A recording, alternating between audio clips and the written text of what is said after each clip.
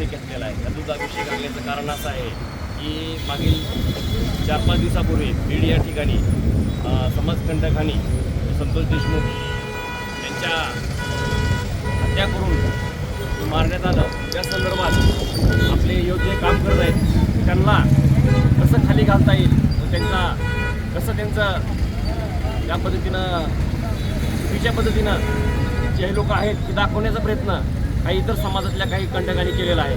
मात्र हे लोक एक योद्ध्यासाठी लढत होते. त्या संतोष देशमुखनं 3 टर्म सरपंचपद भोगलेलं अशा संतोष देशमुखला न्याय देण्यासाठी हे लोक लढणारे, यांना हीच प्रवृत्तीच्या लोकांनी लघुशंका करून त्यांच्या फोटोवर निषेध करण्याचा प्रयत्न केला. मात्र सूर्यावर थुंकण्यासाठी थुंका त्यांच्या तोंडावर पडलेला आहे.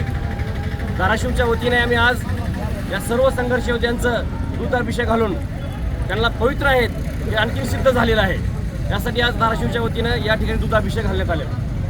आज सकल मराठा समाजाच्या वतीने धाराशिव येथे मराठा संघर्ष योद्धा मनोज जरांगे पाटील साहेब, त्याचप्रमाणे संतोष देशमुख यांच्या मारेकरांना जवळपास मोक्का लावण्यापर्यंत ज्या संघर्ष योद्ध्यांनी या ठिकाणी संघर्ष केला अशा सर्व संघर्ष योद्ध्यांचा आज धाराशिव सकल मराठा समाजाच्या वतीने दुग्धाभिषेक करण्यात आला.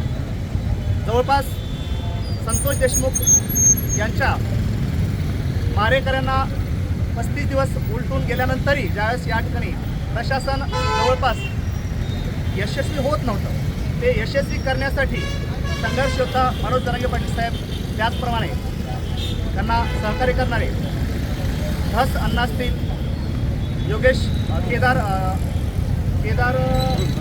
दीपक केदार असतील, अंजलीताई दमानी असतील, या सर्वांनी मोठ्या प्रमाणात यशस्वी प्रयत्न केले. आणि त्याचा परिणाम म्हणजे आज आपण बघताय की संतोष देशमुख यांच्या मारेकरी जे होते त्या जवळपास सर्वच मारेकऱ्यांना या ठिकाणी मोक्का लावण्यात आलेला आहे. ते एक प्रकारचं यशच आहे.